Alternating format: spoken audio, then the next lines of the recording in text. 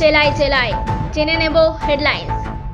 উচ্চ মাধ্যমিক পরীক্ষার প্রথম দিনই বিপত্তি। ভুয়ো ভোটার ইস্যুতে বড় পদক্ষেপ সুব্রত বক্সির। দাদার থেকে প্রতারিত ভাই। চলে যাচ্ছি বিস্তারিত খবরে। উচ্চ মাধ্যমিক পরীক্ষার শুরুর দিনেই বিপত্তিতে পরীক্ষার্থীরা। সোমবার মাঝেরহাট স্টেশনে সিগন্যাল বিভ্রাট, এর জেরেই ধীরে চলছিল ট্রেন। পরপর ট্রেন দাঁড়িয়ে থাকছিল পরস্পরের পেছনে। সপ্তাহের প্রথম দিনই ট্রেন চলাচল বিঘ্নিত হওয়ায় নাজেহাল নিত্যযাত্রীরা। শিয়ালদহ শাখার সিপিআরও একলব্য চক্রবর্তী জানান, সোমবার সকাল 7:35 নাগাদ মাঝেরহাট স্টেশনে সিগন্যালিং ব্যবস্থায় বিভ্রাট ধরা পড়ে। ফলে বন্ধ হয়ে যায় শিয়ালদা বজবজ শাখায় ট্রেন চলাচল। কিছুক্ষণ বন্ধ থাকার পর 8:45 নাগাদ ট্রেন চলাচল শুরু হলেও ট্রেন চলে অস্বাভাবিক দেরিতে। তিনি আরও জানান, উচ্চ মাধ্যমিক পরীক্ষার কথা মাথায় রেখে পরিস্থিতি মোকাবিলায় যুদ্ধকালীন তৎপরতায় ময়দানে নামেন শিয়ালদহ ডিভিশনের কর্মী ও ইঞ্জিনিয়াররা। ঘণ্টাখানেকের মধ্যেই সমস্যার সমাধান করেন তারা। ফের শুরু হয় স্বাভাবিক গতিতে ট্রেন চলাচল। তবে ট্রেন চলাচল বন্ধ থাকায় অনেক দেরিতেই চলছে ট্রেন। রাজ্যের মুখ্যমন্ত্রী মমতা বন্দ্যোপাধ্যায়ের নির্দেশ পেয়েই ভুতুড়ে ভোটার ধরতে পথে নেমেছে তৃণমূল কংগ্রেস।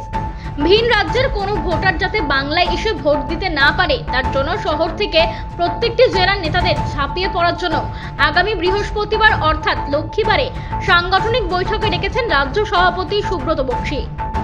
কোর কমিটির সদস্য এবং জেলার পদাধিকারীদের নিয়ে এই বৈঠক হবে তৃণমূল ভবনে। সেখানে স্ক্রুটিনির কাজ থেকে শুরু করে ভুতুড়ে ভোটার ধরার নানা বিষয় নিয়ে আলোচনা হবে বলেই জানা যাচ্ছে। আগামী 6 মার্চ তৃণমূল ভবনে রাজ্যের প্রত্যেক জেলার সভাপতি এবং চেয়ারম্যানরা যাতে উপস্থিত থাকেন তার জন্য নির্দেশ দেওয়া হয়েছে। প্রসঙ্গত, আগামী 10 দিনে ভুতুড়ে ভোটার তালিকা খতিয়ে দেখে চিহ্নিত করার ডেডলাইন বেঁধে দিয়েছেন মমতা বন্দ্যোপাধ্যায়। তারপর এই বিষয়ে রিপোর্ট পাঠানো হবে নির্বাচন কমিশনে। দাদার সাথে পার্টনারশিপে রেশন দোকান চালানোর পরেই দাদার হাতে প্রতারণার শিকার এক ব্যক্তি। বিগত 5 বছরেরও বেশি সময় থেকে কোনো অর্থ বা দোকান সামগ্রীর হিসেব পাচ্ছে না ভাই তপন পাল। সরকারের থেকে কোনো সাহায্য না পেয়ে অবশেষে আদালতে দ্বারস্থ ভাই। জানা যায় 2009 সাল থেকে শিলিগুড়ির 15 নম্বর ওয়ার্ডের হাকিমপাড়া এলাকায় নিজের দাদার সাথে যৌথভাবে রেশন দোকান চালান তপন। দোকানে কাজ করতেন তপন ও সমস্ত হিসেব রাখত তার দাদা, এমনটাই জানায় তপন।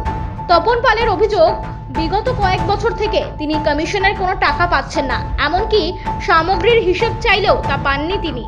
সরকারি দপ্তরেও হিসেব জানার জন্য RTI করেন তিনি, তবে তারপরও কোনো তথ্য তিনি জানতে পারেননি বলেই অভিযোগ।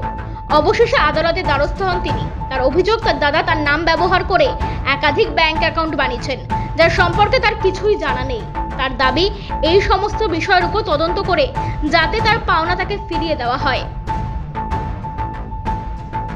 ব্যুরো রিপোর্ট, আর ভেনাম নিউজ।